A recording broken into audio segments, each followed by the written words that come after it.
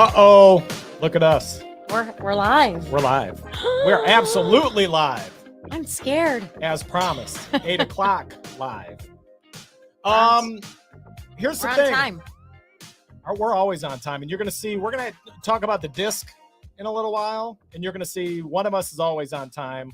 One of us is not on time. But it is 8 o'clock on the East Coast. 5 o'clock on the West.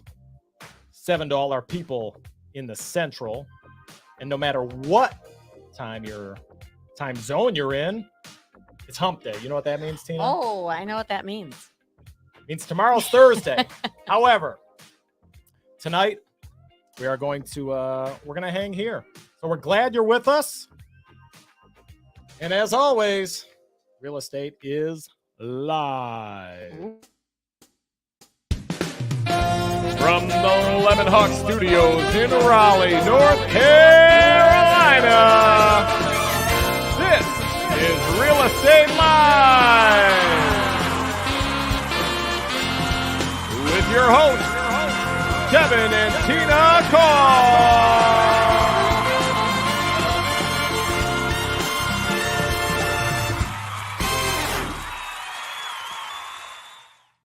I mean, wow, you're so official. am I not official? You're very official. I didn't get to see any of these exciting things that you had. You like our old prom picture? Yeah. No, but You didn't? I mean, we looked a little strange, but that was really fun. You look just the same. Yeah, thank you. Hey, speaking of prom pictures, this is a little older than a prom picture, but show them what you were going to wear tonight. We both wore black. Yeah, we did wear black, and I got here and I went, I have this great surprise for him. And so I was going to wear this. Look at that. My Kevin Caul sweatshirt. That's amazing. Give it up. But give it up for the sweatshirt. But this it's hot in here. So I had to take that off. And luckily I was wearing something underneath, or else I'd be sweating it out in your shirt, honey. I got to tell you, it's pretty toasty. It is pretty toasty. I don't know why the air conditioning doesn't quite make it into the studio, but either way, it doesn't matter. I think, so I've done other shows before, and I do better when we're drinking. You do.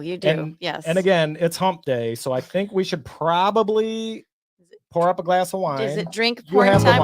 I have the wine. This is my favorite wine for those of you watching. I don't actually like wine, but there is a wine called Mayomi.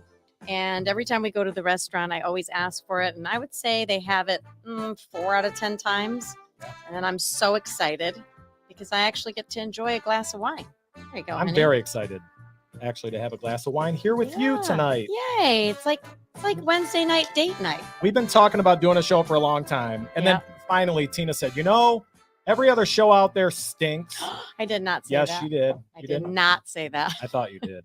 No. I misunderstood. Don't listen to anything he says. And I go, well, let's just do our own show. How about that? We'll just do our own. And I mean, here's the thing. Cheers, by the way. Cheers. Let's have a sip. We do have an awesome show planned, by the way. And hey, everybody, I see everybody checking in. Yes, thank you for checking in. Keith and Frank and Susan. Woohoo. Hi, everybody. Here's the thing that we want to do with this show for sure is make it super interactive as the weeks go on. Tonight, quite honestly, we weren't sure if anybody was going to watch. So we're like, we'll definitely have our friend Alex on. He's an expert on the disc assessment. Oh, yeah. And we're going to have him assess the both of us.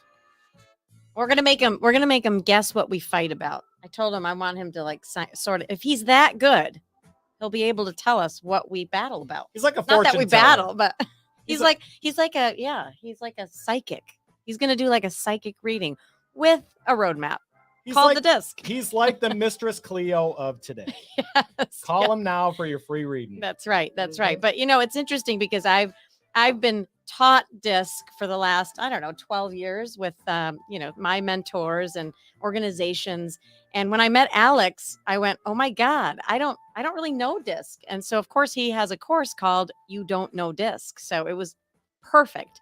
Yeah. So now he's my disc guy, and hopefully we'll make him your disc guy. Here's what we definitely want to do In addition to having Alex on tonight, we do want to talk a little bit about what's going on in the market. It's a funky time. We can all agree. It is funky. It's a funky time. Yeah, it's actually exciting time though, because I feel like we're moving away from the funky time. The funky time was the COVID time. That was funky. True. So now we're going back into normalcy. But for some agents that got into the business the last 2 years, they're like, this is funky.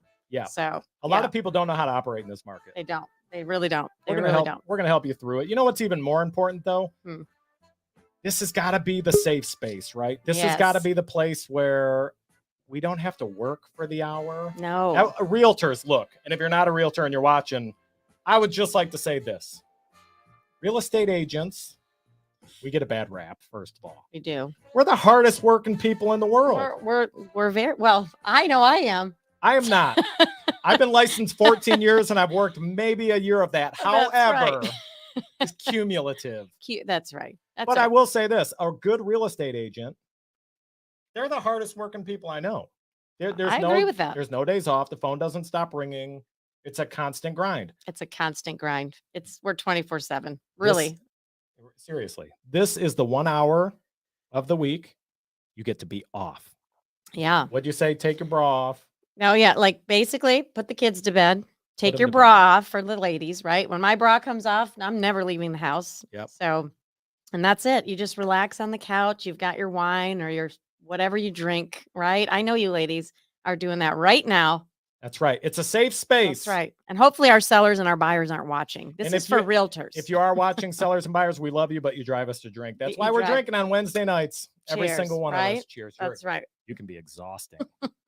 Not call group clients. No, our clients are perfect. But truly, I mean, I think that it's such an emotional process that you see, grown women and men literally act like children over like a light fixture or like a $50 repair, and I've actually had, and I know you know this, I've had sellers and buyers call us back after transactions and apologize for their behavior.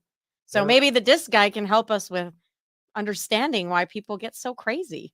Well, we're emotional. We're going to find out. Yeah. I do want to touch though. It's been a goofy week. Like the Fed raised the rates again today, right? 75 basis points, whatever that means. It means the rates are going up. 20, you know that much. 75 bips. Yeah, exactly. But I was just thinking how like everything is always portrayed as this just super heavy negative stories over and over and over, like the world is coming to an end. Right. That's just not how we operate. No. But here, I'll give you an example of what it's like. If you're paying attention to the news, this is what it's like right now. There are signs the red hot pandemic era housing market is starting to cool, and that means different things for buyers and sellers. Home prices are dropping as mortgage rates rise. Federal Reserve expecting to announce the biggest rate hike in decades, a dramatic effort to slow the economy. Given where things are, the only place rates are going in the foreseeable future is up, is up, is up. The stock market nosedive. People are shocked by their groceries. Inflation rate month to month is just it's the highest inflation rate, Mr. President, in 40 years. I got that. This has led to a drop in home sales. How does this impact home prices?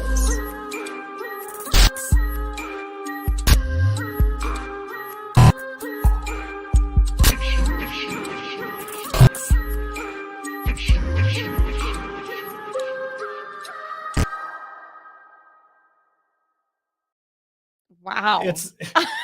I'm so depressed after watching. It's so funny. I was like putting that scary movie. It's like a scary movie. I was putting that together earlier, and I told Thomas, who's here with me at the studio, helping me produce this. I go, this is so dark. I don't even know if I should play it. It's going to bring the vibe down, but no, that's that. But that's what agents are feeling. That's what like buyers and sellers are feeling. And then you're going, when we got in, I mean, when we bought our first house, like the interest rates were 8%. We were so excited to buy that house, and we were 22 years old, 21? If that, yeah. Yeah. So yep. It's interesting. But that, the media can't show you positive things. I mean, that's just the reality. Nobody looks at that. A friend of mine who lives down in Costa Rica, she was a news she was a news producer back in the day, and her line, she said, in the news industry, if it bleeds, it leads. So you can't believe all of this, right? Yes, the Fed did raise the rates today, and mortgage rates have gone up. Things aren't selling with 50 multiple offers in one day anymore, right? So there's a little bit of a change. So our conversations just need to change with our buyers and sellers. And that's where we're hoping you can help us, Tina, because I don't know how to talk to people. I mean, you know how to talk to people, but I mean, the reality is, we were trained in our organization with our coaching back in the day. I mean, 2008, 9, 10, we were going through a shift. And, when agents understand that they're realtors, but they're salespeople first, they're salespeople second, they're salespeople third, and they're realtors fourth, and they understand that they have to fall in love with the language of sales to help get these buyers and sellers to actually make a decision and to be a guide through this. Their world will change, their business will change. So hopefully we'll be able to help some people get through this little bit of a transition going into, I call, a very normal market. I'm so excited. We did a comp yesterday, and it was said 50 days on market is the average, and I went, thank goodness. Look at that. That's wonderful. Man, I didn't even know it was that high. Well, it was for this property. This is a $1.3 million, $1.4 million property. It was 52 days. That was the average for the homes that were active right now. What's our normal average in Raleigh? I mean, for like a pre-pandemic, Yeah. Well, when you think about it, so if you think about 2015, right? Let's go back to 2015. What is that? 7 years ago now? Yep. We were 45 days on market with a 2.5 month supply of inventory. So that means, the absorption rate was 2.5 months. We had 2.5 months supply on the shelves, and that's if not one more house came on the market. So that was a normal, even amazing market. 2018, right? A few years later, we had 2 months supply of housing. So it went by a half a month. And we had about 35 days on market. So again, that was a normal market. And today it's right around the same thing. You're going to start seeing 20 days, 25 days. We still have a 1 month supply, under a 1 month supply of housing. We don't have enough houses. So when people are like, oh my God, the world is ending, and you're going, this is even better than 2015, 16, 17, 18, 19. But 19 was COVID market, right? It was insane. And so supply issues and all that stuff really exacerbated the market to the point where it went insane. Nobody's ever seen it like that. So when you are dealing with 2 years of that, and it's exciting and things are flying off the shelf, and then you come into this, you're like, oh, it's shifting. It's not really shifting. It's normalizing. And we're seeing us go away from the weirdo COVID market. So that's true. I spoke at our team meeting last week, and we were talking about the shift. I'm actually so tired of hearing I'm so tired of it. Let's call it the normalization. The normalization of the market. Yeah. And that's what we were talking about, is that, look, it's just going back to being normal. It's just not so crazy anymore. But the problem is some sellers still think they have a house that's going to sell in a day for multiple offers. And buyers now think that they can lowball the sellers, right? If it's been on the market more than a week, which is not the case. Right. So before we get to Alex and talk about the disc, just if you're talking to your sellers, how are you just setting them up to understand this market and say, hey, this isn't what you think, and this isn't what the news is portraying? Well, I think that, the reality is, when we sit down with a seller, we're basically saying, hey, we need to make sure that when we run comps, when we look at what we think this house is priced at, the buyer agent is going to go through this process. So we need to make sure that when we put this price out to market, that we work our way backwards and we figure out, like, how is the agent going to come up with this similar value? And if we miss the mark, that's okay, because we're all just guessing, right? I'm reading the tea leaves. My agents are reading the tea leaves. And basically what we do is we tell them the market won't lie. If your home is sitting there week after week after week, it's just overpriced. And that was the same thing when in 2008, 9, 10, 11, 12, 13, I had sometimes 30, 40 houses in inventory. I mean, you remember those days when we had 40 homes sitting in inventory, and I'd knock on my friend's door. I remember Dolly Helbert in our office at Remax. Yep. And I'm like, Dolly, do homes sell in Raleigh? Because I keep getting listings, because I know how to get a listing. Do these freaking things ever sell? And she's like, honey, you just wait. they're going to sell, sit tight, and one day they're just going to sell. And I was like, day. Okay, Spring is coming. Spring is coming. coming. Yeah. So it was like it was normal to sit there. And the reality was when I priced homes correctly, even in that market, in that down market, they sold in 7 days if I priced it correctly. So today, it's that conversation of, look, if we listed and 7 days go by, 10 days go by, and we've had 5, 6, 7 showings. So buyers found enough value to come and take a look, but they walked out the door and they didn't find enough value to write you an offer and put pen to paper. That means we missed the mark, maybe not by 10%, but probably by 3 to 5. And so if that happens, Mr. Seller, I'm going to be the first one on the phone to tell you, hey, we need to make an adjustment because time is not on our side. I mean, every day that ticks by, we're giving the buyer leverage. We're asking the buyer to come in with a lowball offer because I don't know about you, but when I walk into a house, what's the first thing that we ask a realtor when we walk into a house? What do you think I can get it for? Yeah. What's the price? And so, or I'm sorry, how many days on market? How long has this home been on market? You know, if you say to the buyer 65 days on market, what's the first thing they're thinking about? Oh, good. I can get a great deal. Yeah. But if you say to them 4 days on market, all of a sudden they're looking a little more seriously and they're really making sure, do they want this house or not? So it's really kind of making sure the seller understands that if we get an offer between this price and this price, that's the green zone. That's the go zone. As your advisor, there is no one set price. We're going to set it here. It's a moving target, but this is my green zone. And when we get an offer here, Mr. Seller, I'm going to tell you to go. If we go below that, it's the red zone. But week after week, I'm going to be watching and advising on where we need to move. And so as long as you give them a plan, and when you call them, you basically are upfront with them like, hey, we missed the mark. We got to lower it 50 grand, 40 grand, whatever it is. They're more apt to believe you because they want to be led. And I find that a lot of agents right now are letting their sellers lead them.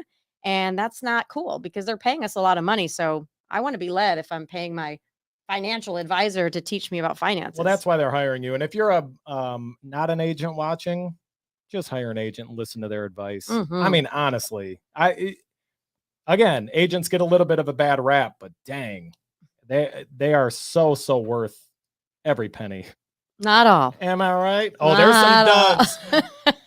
Come on, not all. I mean, Some of think you are about duds. this. No, well, we That's love true. you all, but the reality is this, Not all. there's tribal knowledge, right? I mean, there's tribal knowledge. If you've been in the industry 15 years, you're going to have some set of tribal knowledge that a new agent year one is just not going to have. Doesn't mean they're bad agents. It just means that, like to me, if I'm going to go get brain surgery and you tell me you've been doing it 15 years, you've done it thousands of times versus the guy that just got out of med school.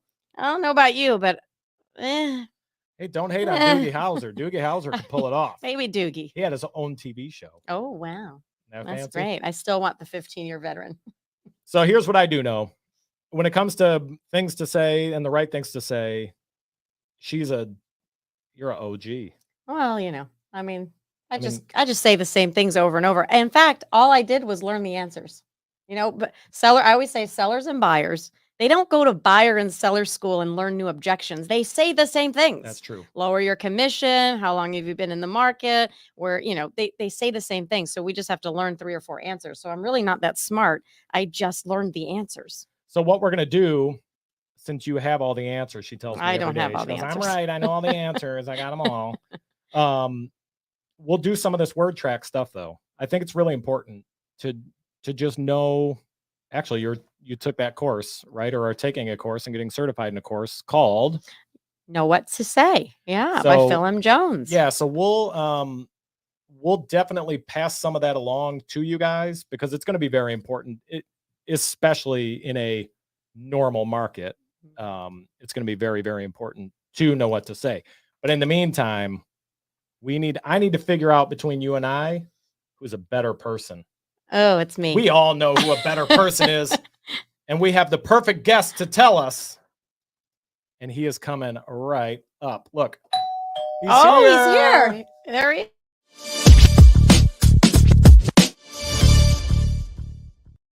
Look who it is. Hey guys, having fun. That's awesome. It's my disc guy. Hi, Alex. Hi, Tina. How are you? I'm good. How are you? Everybody, this is loving Alex Anderud. Alex, What's you're up, Kevin? Yeah, How you doing, man? You're out in Arizona, right? Huh? You're in Arizona? I am, but I have to have water, so I put up this fake background so I'd have water. Gotcha. I love it. Makes He's in more sense. Miami. He's in Miami tonight. No, actually, this is Barcelona. I just got back from Spain, and this was the view out of our hotel window. Lucky. I know. I was jealous the whole time he was there. That was amazing. Well, here's what I know for sure. We met Alex. When did you meet him? A year ago or so? Yeah, maybe like 8 months ago. 8 months to a year ago. And we thought we knew the DISC assessment. As it turns out, we don't know anything. We didn't know. We don't know DISC. We don't know DISC. We don't know DISC. Dang, we knew nothing about it. But since then, since we've gotten to know Alex a little more and really learned what it's about, he has helped us with hiring the right people, firing the wrong people. Firing the right people. Hiring the right people. Hiring and firing. Even just discussions with our team. And it's made a huge difference. So I think DISC is a little bit misunderstood. Would you agree with that, Alex? It's drastically misunderstood. And I think one of the biggest things that when people are talking about the DISC assessment is that, first off, I'm the DISC guy. People call me their DISC guy. DISC isn't work. It's not effective. It's not absolute. Everyone thinks it's this grand old thing. What it does is it gives you a language to talk about behavioral tendencies. That's it. When you take a profile, it tells you where in the zone you may find somebody and then guess when they're showing up. Yep. So I think one of the biggest misconceptions is somebody says, oh, I'm a high D or I'm a high I, right? And that may be the case, but as we were talking about yesterday, DISC isn't about one letter. No, DISC measures behavioral tendency in 4 categories. It looks at how you deal with problems, people, pace, and procedures. And people don't have one of these 4 different categories. You are all 4. If you're dealing with progress, moving forward, taking action, you're in your D, and you're either on the high side or the low side, and it's a spectrum. There's not a good or a bad. It's a high or a low, and it's a behavioral tendency in the category of progress. If you're dealing with your I, it's how you interact with people. You're social, you're outgoing, or you more introspective. You like to connect to people by listening. Everybody interacts with people. When you interact with people, you're in your I category. How you interact with people pops up there. And then all of a sudden there's a problem. Now you move out of your I category and you move into your D category. Then your D shows up. And depending upon if you're a big D or a little D, you're going to be acting accordingly. Well, so the D is like the decisive measurement, correct? Yes. That's how most people teach it. D is decisive. Yeah. Okay. D, when you score high in that category, it means when dealing with problems and moving forward, you tend to take action quickly. You measure up your situation, you're decisive, and you move forward. It doesn't mean that you make decisions better than a low D, because a low D makes decisions just fine, as long as they have enough information and time to make the decision. It's both about moving forward. The high D wants to move forward, and if they hit a wall, they want to hit it sooner so they can bounce off and turn and go a different direction. The low D looks at them and goes, why hit a wall? Like, why? Yeah. Yeah. You guys are going to see, we're going to do a comparison between she and I. You'll see our differences. I hit a lot of walls. You do. Well, it's like, when we were taught DISC by the last organization that we were with, it was like, our instructor, our mentor was a high D. So he would say, oh, you're a high D and you're a high D. He basically taught it as drive. You're so driven. You're so driven because you're a high D. And sometimes we'd wear that as a badge and people would walk around the conferences, be like, I'm a high D. And you're like, okay. So it was interesting. It was just so wrong. They wear like a high D. They're like, look, I'm a high D. I'm like, good. You're a dick. That's nice. Yeah. I feel like that is, when people think about DISC, they think high D is this great thing, right? And I go, well, I'm not one. So I go, no, it's very not cool. Yeah. Well, here's the thing. If you look at it, let's play the counter argument. You have the high D. They're decisive. They're aggressive. They take action. They're focused on results and they move. They're powerful. Man, I want a high D on my team. They're going to plow over your clients. They're not going to listen, actively engage unless they've learned skills to do it. They're going to just talk at the client. They'll overcome any objection, but you're not going to get referral business because when a problem comes up, they're overly aggressive and they'll push people to take action, but they won't make it feel comfortable and inviting for their clients naturally, unless they're a high D. But if they're not a high D client, they won't feel them natural. But here's the thing, they'll push them through to the finish line, but they won't get a referral. They never felt safe. They never felt comfortable. You weren't their leader. You're just their agent. Yeah, because there's not a relationship built, right? Yeah. Right. Yeah. Should we pull up ours and see what we're all about? But I'd love to just real quick, if Alex could tell everybody his background just a little bit, so we can, just so they know who he is a little bit. We need to know who the fortune teller is. That's right. That's right. Awesome. Well, I started my college career as a music major. And then I went off and became a clown. I worked at the Shrine Hospital for Kids making balloon animals. No, actually, both are true. I was a licensed Zumba instructor. Worked as a licensed Zumba instructor. That was fun.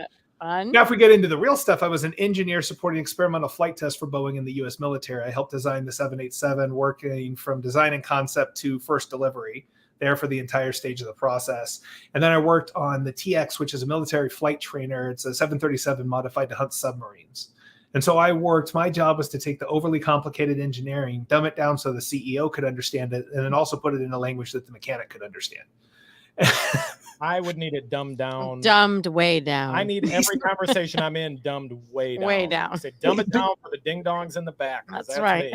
See, that's one of the mistakes that a lot of people make when they're training is they teach it so that anyone can understand. And what you need to know is you need to know who you're talking to. That's what this whole thing's about. This whole disc thing's about is you need to know who you're talking to and you change your communication to that person. So when I worked at Boeing, that's all I did.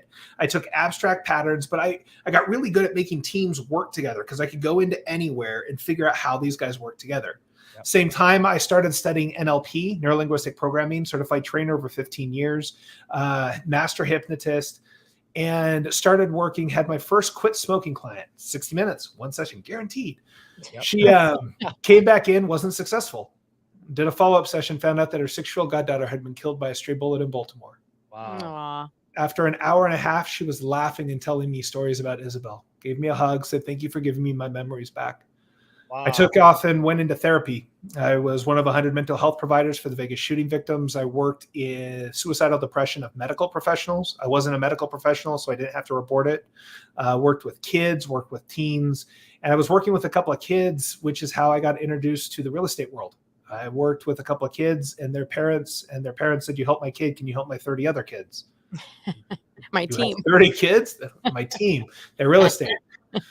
They introduced me to Bill Pipes, a sales coach, and he started taking me and brought me in to teach his coaches disc. And all of a sudden I started going all over the country because the way that I looked at things, I could see the spectrums where everyone else only saw classifications. I could see why when the profile didn't work, I could tell you why. Because it works 80% of the time the way they teach it, but that's not enough. That's not enough. If you don't understand how it works, it doesn't work. Right. Yeah, I find it fascinating. Me too. I find all of this personality stuff fascinating. You really find it fascinating. Well, because I think you have to be I do, because you're self-aware, right? I mean, I'm a high D, high I, and if I'm in conversation with an SC whatever as a client, I needed to be versatile, and you said that, Alex, which I loved. It's the leadership. Leaders have to be versatile. They have to treat people how they want to be treated, not just it's one size fits all. This is me, love me, hate me. No, I'll just be sort of that versatile, not chameleon, but I wanted to make people comfortable, and I had to adapt to who they needed me to be for them to feel comfortable. Yeah, it's how I needed them to communicate. How I need to communicate, not who you need to be. You are you. That's you can be you as a high D acting in a C capacity because you're just changing your communication, not who you are. I like that better. See, he makes me feel better about myself. He makes you normal. That. He makes me normal. That's hard work.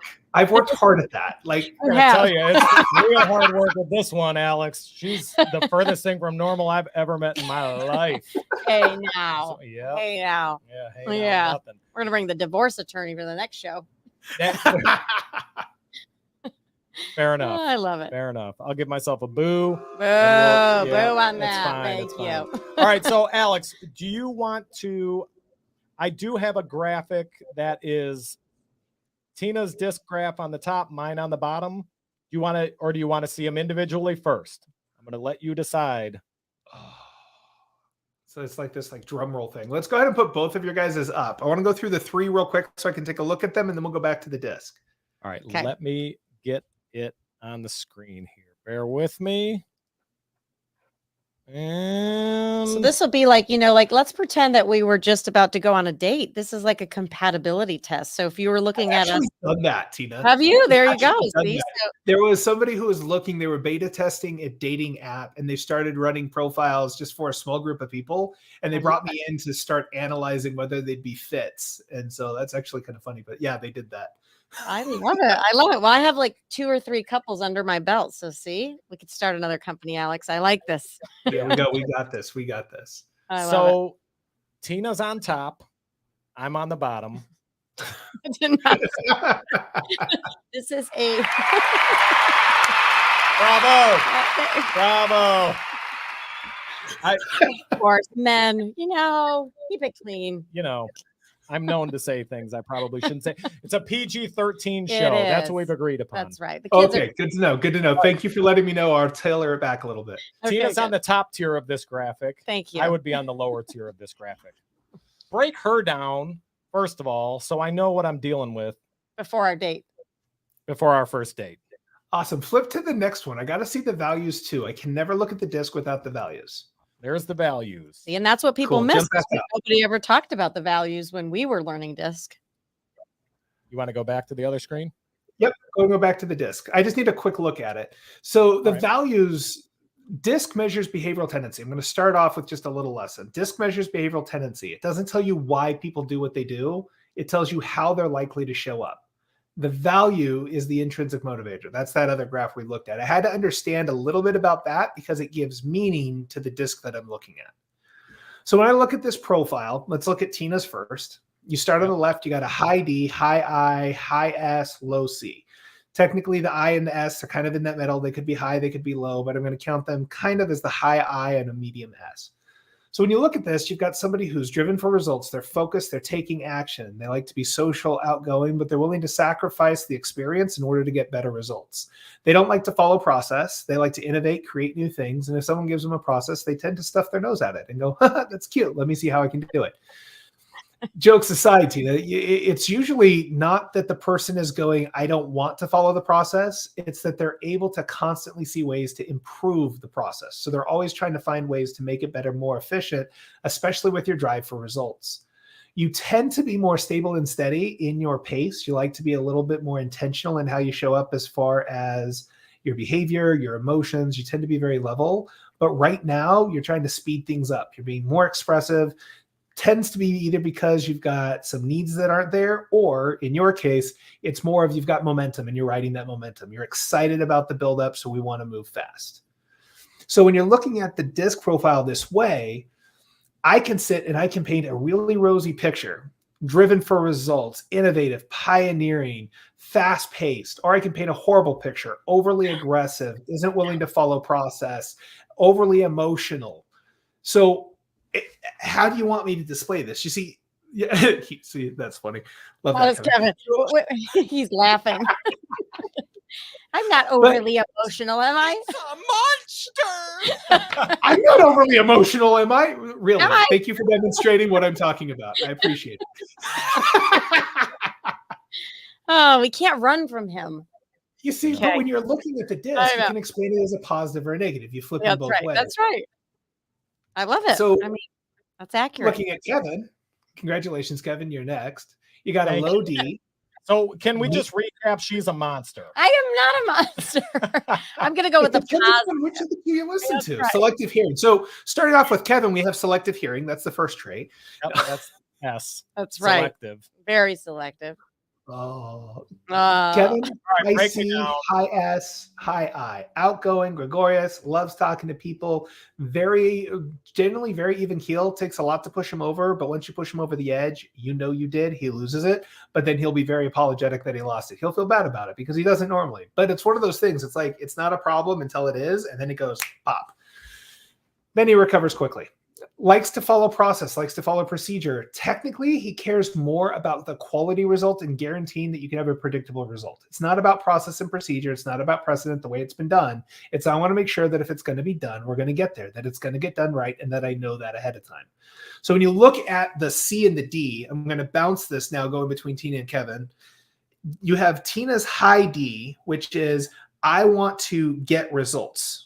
and you have Kevin's high C, which is I want to get results. And they butt heads with respect to what those results mean, because Kevin wants to make sure we have a guaranteed quality result. And Tina says the only way we can have a guaranteed result is to get it. And if it's not right, change it. And he goes, well, that's where we have that whole let's hit the wall versus why don't we plan so that we don't hit the wall? Both of them are focused on results. This is a major misconception with the C, is that they don't care about results. They do. They just want them to be predictable. Kevin, you like to take your time, which is nice. You're relaxed. I like that. The only thing I like to do is take my time. And naps. And naps. My time, and I take it. Takes time and naps. That low D, a lot of people would say they can't make a decision to save their behind. You said PG-13, right? I don't know what that is. Okay. You can say ass. It's 8 o'clock. Yeah, we're good. Now it's 8:30. They can't make a decision to save their ass, but the problem is that you can make a decision. You're actually really good at making decisions. You have a unique profile. It's an ISC profile. And what that means is, given clearly defined boundaries, what are your authority? What's your accountability? What are you able to do? You're able to act like a D without being a D. And with that, so you're less aggressive, but you'll make decisions. But you want to take time. In general, when you're making a decision, you're dealing with a problem, you go, let's put it out all on the table. Let's look at the information and make sure we're making the right decision so that this doesn't happen again. Let's make sure we get this thing fixed. Yeah. And Tina goes, let's get this thing fixed by taking action. You're like, well, wait a minute. And then she starts to get aggressive and you're like, okay, fine, do it your way. Okay, fine, do it your way. I got to say that it's spot on.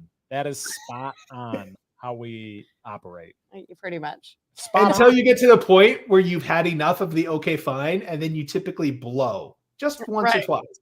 Again, spot on. It's so true. She's really laughing. I am laughing. Yeah, she knows exactly. I am laughing. Yeah. What's funny though, Tina, is that he apologizes for it. He's like, I'm sorry. And you're like, I actually liked it. I thought it was hot. That was cool. Can you do that more? I like fighting with you. That's kind of cool. Let's see that again. Let's replay. And then she'll keep pushing his buttons just to see if she can get him back there. That's the pushover. I do. I know sometimes be more aggressive. Be aggressive. Be aggressive. PEAGGRESSIVE. Wow. Yeah, I can't do that. That's a high I. That's a high I. But we're identical on the I. We kind of are. No, we are literally 67s each. Yeah, well, there we go. You both like to socialize. You both like to be outgoing. You see, now here's one of the other challenges. You've got Tina, you're a high D. You're focused. When the problem comes up, you have a problem. You start to get aggressive. Kevin goes, dude, why are you being so aggressive? Until he makes that comment, he's not the problem. The minute he makes that comment, he becomes the problem, and that's where the aggression gets going. High Ds like to focus their aggression on dealing with problems. And if you don't make a problem of them being aggressive, you don't become the problem. That's right. You hear that? Say that again, Alex. I think what he said was, you're a problem. Now, Kevin, I'm going to give you some language. You want to pull Tina out of that high D mode, get her calm down. You can look at her and say, calm down. That never works. Or watch this. Just look at Tina and watch her reaction when I say this phrase and just kind of see. Tina, look at the screen. Look up at the screen and just listen to this. Okay. Hey, I can tell you're mad at this situation right now. Let's look at what the problem is and figure out what we need to put in place in order to make this work. How's that sound? Woo! Yes. You watch her cheeks soften. She can't, you can't help it. As a high D, that statement makes you go, solution. Say it again, Alex. Say it one more time. Let me try this. Okay. I can tell you're really mad at the situation right now. I can tell you're really mad at the situation. I am. Let's figure out what the problem is and what we need to put in place in order to fix it. Let's figure out what the problem is. And figure out what to put in place so we can fix it. And figure out what to put in place so we can fix it. That's hot. All right, we got to go. It's hump day. Oh, yeah. Oh, I love it. There you go. This is good training. I'll never remember that. Where yes, in you the will. disc does it say I won't remember that? Let's figure out the solution. Let's Google it. Let's figure out a solution. Let's take action. That's all I care about. Here's the truth. We don't have many issues. We really don't. We get along pretty well, but I think that's because look, if anybody's watching, I've been a beaten man my whole life. Oh, shut up. I need help. Send help.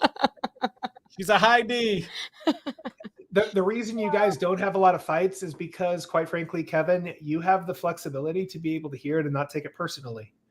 She's focused. She's driven on results. You have a secure attachment. You don't take it personally. And B, from a disc perspective, you have a high S. So you're calm, you're focused. And when it comes in, it's not that big a deal and you don't take it personally. When she starts to freak out, you're the calm in the storm. And when she's not freaking out, you guys both have the high I. So you laugh about the fact that she just freaked out and you don't hold that record or keep it as a problem. So your recovery strategy will be really effective. You have the one piece that does start to grind on you, which is we need to slow down and make sure we're doing this the right way. And occasionally, Tina, through her training and development, has learned that sometimes she's just got to let go.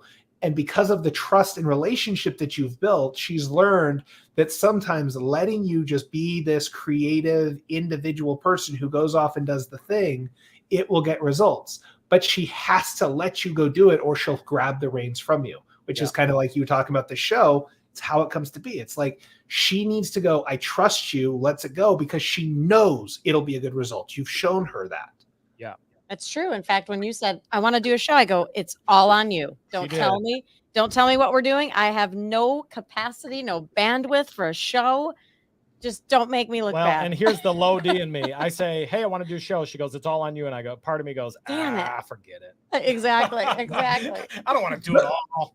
But then she says, let's do it. Let's get a date. Let's push it down. So she pushes. Yeah. You look at it and go, let's make sure we have all the information. We got what we need. Okay, I got this piece. I got this piece. You got all these different things done. And then you're ready to go. And then you bring her in and go, cool. You've given me that clear boundary. That's the ISE I was talking about. You've given me this clear boundary on what my authority is.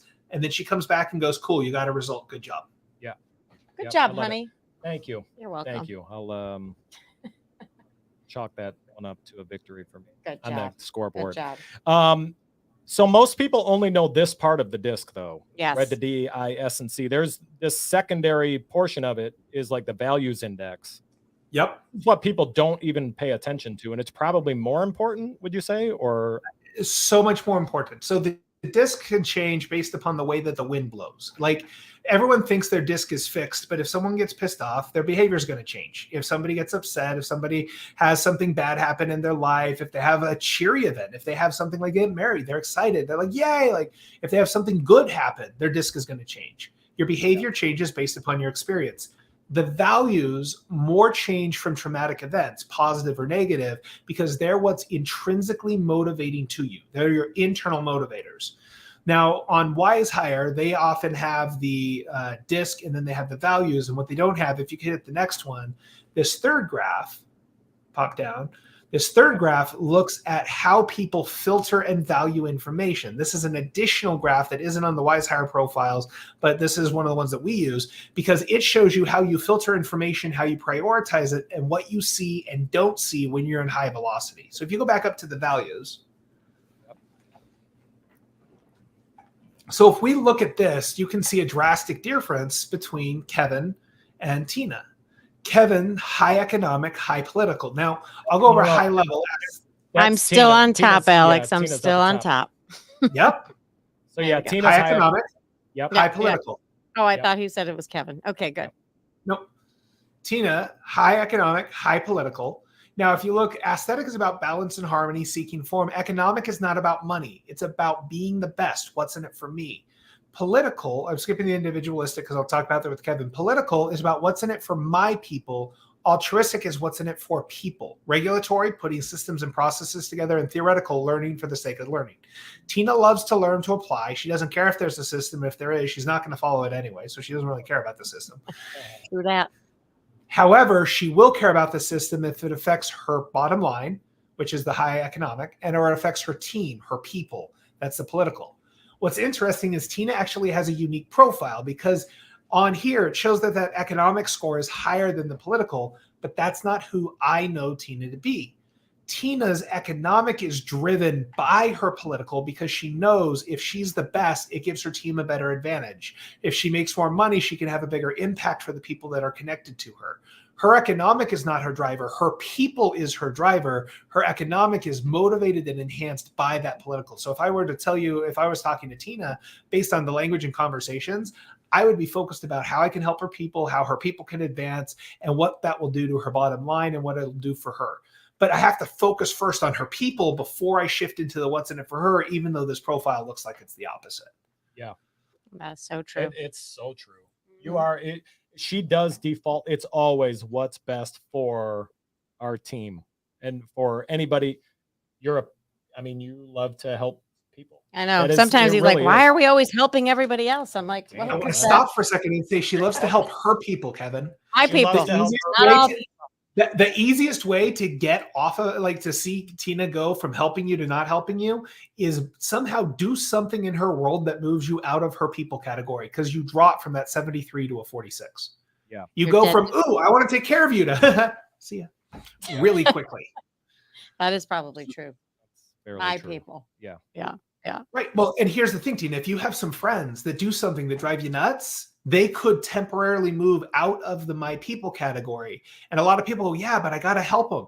No, you have to figure out how to get them back into your people. Then you will naturally help them. If you try and help the people who are on your team, who are your friends, who have done something to move out of your people category into just people, you won't do it and you'll struggle with it. Instead, shift them back into my people. How do I make them my people again? Because then you'll pick it up and run. That simple. Right. How do I align with them again is what you're saying. Yeah. Right. How do you align with them? How do you get back in alignment with them? Now, Kevin, looking at yours, you've got the high individualistic and you've got the high theoretical. Love to learn for the sake of learning, which drives Tina nuts because she goes, why are you learning that? You're like, because it's cool. She goes, but what are you going to do with it? You're like, learn it. Yes. I'm going to learn it. And then when someone asks me about it, I'm going to know. It'll be cool. That's exactly right. I always say he knows a little bit about everything. I do. And I'm like, what's the point of those useless He actually facts? knows a lot about everything because he loves to learn. He learns for the sake of learning. And because people recognize that's a unique trait of his, it also augments his individualistic. So he learns because it helps him be unique and different than everybody else. The fact that he's got that trivia knowledge and he's got that one thing, that's kind of cool because, that's a Kevin thing. And it's like, yeah, that's a Kevin thing. So that high individualistic, which is interesting because if you look at his disc profile, he had that high C, doing things the way they're supposed to be done, but he wants to be able to stand out and be unique and different from the crowd, which means if he's given a process, he can't follow it because that's how everyone else does it. He has to be able to add his own flair, which means anytime he gets an environment where it's a restrictive environment, he does not do well. It does not go well for him. Even though he wants to follow the process, his motivation is to stand out. And if he can't stand out, it doesn't work. So he's sitting there trying to do it the way he's supposed to do it. But he's like, I got to add a flair and it's not me. And he'll bounce. Yeah. So true. It's so spot on. It's like scary. It's kind of creepy, isn't it? Yeah. I love that. I love that. Now, there's a big difference because you see Kevin loves to be unique and different, but it's not about being the best. It's not about beating other people. He just wants to be himself. Whatever that is, that's what I want to be. It's the high individualistic. The economic is what's in it for me. He doesn't care what's in it for him. He doesn't do things because it's he'll do things if he's going to learn, or it's something that he feels like doing. That's pretty much the only way you'll get him to do something is if he wants to do it or if he'll learn. So if you want to get Kevin to do something, figure out how to motivate him to want to do it, because you can't get him to do it. You can't motivate him to do it. You can get him to want to do it. That's it. Oh, true. Honey, do you want to clean out the garage this weekend? I think it's pretty clean as it is. What can I do? Here's the thing. There's a new video out, Kevin, that I just watched about a week and a half ago, and it was talking about organizing, and it talks about different strategies for organizing, but it says that only a select few people have the ability to do it, that only a select few people have the cognitive ability and the mental capacity to be able to spatially view this, but it takes actually going into the garage and moving things around, but by applying this principle, you'll be able to learn, but like I said, only a few people can do it. I don't know. Does that something that you'd want to take a look at if I sent you the video? No, doesn't interest me. Sorry, I thought you had him, Alex. I thought you had him. It's a great word track. It's a hard pass. Doesn't do anything for me individually. I won't feel Darn it. You see, it's funny though. If you go back and rewind and watch that, you can actually see as I'm using that talk track, you watch his physiology shift. He starts to sit upright. He starts to smile a little bit. He doesn't want to clean the garage. That's clear. No. However, the talk track nailed what it is that was motivating him, and it was firing his buttons. And he's like, Exactly. I would just like to say, the garage is very clean. It is very clean. I was just you. using it as an example because when I get something in my head, I'm like, we're doing it today. Yeah. It's like, how about tomorrow or the next day? This is fascinating stuff. It is fascinating. Because it is spot on. I mean, it really is spot on. For sure. It's important. I think, again, not only your clients, your relationships, your children. I mean, we disked Michael and after we disked him, I was like, oh my God, like we failed him as a parent in this category because I didn't realize that's how he was. Yeah. So it's one of the things that's great about the disc is in order to be an effective leader. And as a real estate agent, you said it, Kevin, it's like, you're not a real estate agent. You're leading your people through this process, right? That's the value that you bring, is that you're leading them through. And as a leader, you have to make your clients feel seen. You have to make them feel safe, accepted, and protected. You can't make someone feel safe if you don't see them. These profiles and understanding the concept allows you to go, I see you. Same thing with your kids. Same thing with your friends. If you can truly understand, that's why that statement, Tina, I can tell you're mad at the situation, it defuses them. It's because, oh my God, you see me. They're so used. The high D is so used to being told, you're being too aggressive. You need to calm down. Why is this such a problem for you? Why are you being so... I'm not aggressive at you. And they get so tired of hearing it that when somebody says, I can tell you're mad at the situation, they go, oh, they see me. There's a breath because they actually feel seen. Yeah, it's super cool stuff. And I think everybody who's watching or listening, if you're not utilizing it in your life, whether it's for your clients or even to figure out how to communicate with your spouse, your kids, it's kind of a game changer. It's a game changer. I mean, it really, really is, because like I said, we use it with our team a lot, and you think you know how to communicate with certain people, and it turns out you don't. You're going about it the way you would want to be communicated with, but everybody is different. So the versatility and just the change we've seen from using it has been phenomenal. Yeah, or you're judging people based on your values, right? Just based on if you're a high economic and somebody doesn't care about, whatever you care about, you're like, why don't they care about that thing? Well, they just don't. And I think that's probably why we have, I think, a really good marriage, hopefully, right? Do you feel that way, dear? Yeah, absolutely. But I mean, I do. I feel like, no, I'm kidding. Oh, I feel like she said I do. Yeah. Agree. So I agree. No, but I mean, it's like once we understood like how we operate, how we function, it's like we just go, I accept it. I accept that you don't want to like go and sell 500 homes a year. Because before I knew about this, I'd be like, why don't you want to do this? Why? I want to do it. Why don't you want to do it? It's like, I have no interest in that. Why? Yeah. And so, so I think it's definitely understanding your spouse, understanding your clients, and it changes everything. It really does. It's so important. So important. Well, and understanding yourself, like you said, it's like I've got people who I work with who have a high economic, and they're told, don't be selfish. And I was working with this one agent, and she wasn't performing. She was having a really hard time. She was trying to be just this, like, she's trying to downplay. And she's like, she had no altruistic. She had no political. She didn't care about helping people. And she's a real estate agent. And it's like, that doesn't work. And everyone tells her it doesn't work. And everyone's telling her, you can't be successful if you don't learn to help people. I go, here, watch this talk track. I am selfish. I want to be the best. And in order to be the best, I'm going to show up a certain way for you. On top of that, I want to get your referral. I can't get your referral if I don't provide you a high level of service. So yeah, I'm going to be upfront and tell you I'm doing this for me, but because I'm being honest with you and I'm telling you why I'm doing this, I'm going to give you better service than anyone out there, because I know in order to get that referral, I'm going to have to do a damn good job. So I'm showing up for you every single minute for the next 6 months and whatever it takes us to get you there. Any questions? And they go, no, I'm sold. Let's go. Yeah. See, that flipped her performance. All of a sudden, homes, listing, one after the other, because she just embraced who she was. It was that simple. Yeah. And that's who the seller wants. I mean, that's the reality, right? They're hiring you to perform a service and get the job done, in my eyes anyway. I agree. You know, 100%. So, Alex, Yes. I hope you get very busy from this. Where can everybody find you?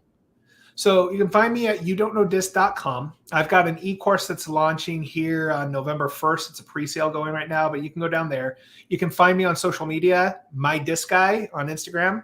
So if you do look up My Disc Guy, that's where I'm going to be hiding. And then you can find me on Facebook as well. Got the same thing, My Disc Guy, and part of Human Capital Systems is what you'll see in the like tag of it because that's a business name. But yeah. And I highly recommend, I think when I first met Alex, you know, I buy everything. I'm like, God, this is so good. I did my disc and then I had Alex like read the disc. I think we spent an hour together and he kind of read through some things and I was like, oh, that's so interesting. So I really highly recommend. I mean, we'll probably put the link on there on our page after we're done with this. Yeah, no, but you know, and Philip Marks was on here. Hi, Philip. He was saying, I want to have my son do it and maybe I'll get through the teenage years. And he chuckled, but it's true. They're free. Go take them. Yeah, just like take I'm giving them away. Go take the profile. You can go to humancapitalsystems.com/free ADV. It'll be on the post, or go to my Instagram that was just up there. Go to my Instagram, and on my Instagram it says take your free assessment. Click that little link and go take your disc. It doesn't cost anything. Right. It's so important. Well, you're amazing. Thank you for continuously. I mean, we hired him as one of our coaches. We have many coaches for our team, but anytime we have a situation or something that we need to work through, we call Alex and he's got the system where he can put the leader, the agent, and then figure out the solution based on the word track and how we need to approach that person to help that person move into action the right way. So, so informative. Thank you, Alex. You're my disc guy forever. Aw. Thanks, guys. I appreciate it. This has been a lot of fun. Yeah, we would love to have you back on, you know, every now and again, even to break down some of the people watching. If somebody does their disc and wants a, you know, kind of a free reading. Call now for free reading. For the free reading. Yeah, we would love that. I know you got to get running to pick up your kids and all that. Alex, we so appreciate you coming on. Thank you. Hey, thank you guys very much. Appreciate it. You have a good one. We'll see you next time. See ya, Alex. Yep.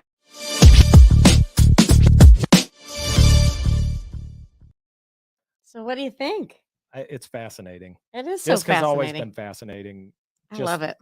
Yeah, and it's spot on. It's spot on. It's like it just. I mean, he's read thousands and thousands. He goes like we'll call him and he'll just pull up a disc. He'll pull up the leader and he'll be like, "This is what they're going to fight about. This is how you have to do it." And I'm like, it's just amazing. And you just start to wonder, God, if I really got so good at reading this and learning this, and imagine the communication style with anything that you wanted in life. It's like you could, I mean, it's just so interesting and amazing. Yeah, it is. And Cindy, Cindy's saying she took it and she's a high C and a high S. I am too. There is no good or bad. And that's where people, that's the part that gets me so annoyed after I met Alex, because everybody's like, oh, the high D, the high I's, they're just so gregarious and they're out there. Yeah, but the C's, I have friends that are high or low C or low I's. I'm sorry, low I's. They're just observers. Doesn't mean they don't want to go to the party. They absolutely want to go to the party sometimes, but they're going to sit in the back of the room and they're actually going to listen. They're going to hear you. They can probably tell you about everybody at the party because they actually can shut up and listen, right? And so I have a lot of friends that are low I's that are just amazing. So it's just thinking about, you know, putting yourself in their shoes and then realizing that everybody is a little bit different and there is nobody that's better than another. We just are who we are. We are who we are. We are who we are. Be who you are. Be who you are, it's Cindy. Just You're like amazing. He was talking about the other agent who was, you know, they basically said she was out for herself all the time and he just taught her what to say. Yeah. And she said the right things and super successful from it. So, and all the great service she's going to bring. When he spins it in that way, you go, well, that makes sense. And she's probably an amazing provider of the service that people hire her for. Absolutely. So, I love it. Absolutely. I love it. Well, that was fun. An hour went by quick. That was a whole hour of our life. I know. I have a problem because I usually, once I get going on these, I like to keep going.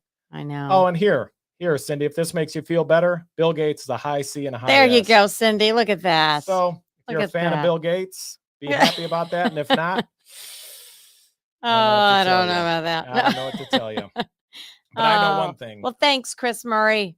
I love it. Thanks, Rupesh Chris says, Murray. behind every good woman is a great man. Great job, Kevin. I would argue the other way as well. That's right. I think Rupesh, it's you're a- dead to me, Rupesh. Yeah, you're dead to her, Rupesh. But I would say we make a pretty darn good team. I think so. After what? How many? 26 years? I forget now. So many years. Oh, it feels So like many a years. lifetime. I mean, to the point where I'm wearing shirts with your face on them. Look at that. For the folks that got in late. There he is. This is what I was gonna wear, but it's so hot in here. I had to not wear your shirt. Not sure how old I was in that. What did I look about? I don't know, 11, 12. 11 or 12. About 12 years old. That was Yeah. in my coolest days. That's right. That's right. Well, That's it. I think we did it. I think we did it. We did a whole hour. Yeah, we had a few people on. I hope they were Yes. entertained. We had people, we had friends and family watching. That's right. Commenting. Hopefully they were having a sip of something. I would hope so. Here's the deal. You're out of town next week. I am. We have a special guest. Somebody's Um, going to take my place, but I'm going to be one of the guests on the show. Yeah, you're coming on. Am I? Okay. I'm going to be in, where am I going? You're going to a Tahoe I'm going to Mastermind. Tahoe Mastermind. See, I'm going to learn something because I have a very high theoretical. I guess. No, I guess I didn't. I learned for application. Well, I don't That's what know. I'm doing. I'll be back for sure. Next Wednesday at 8 o'clock. And then most Wednesdays. Most from- Wednesdays, if from he there. feels like it. We have travel, you know? That's right. Sometimes you got to travel. And Live. yeah, but tons of fun. Thank you, everybody, for watching. We so appreciate it. And we will see you next See you time. later. Peace out.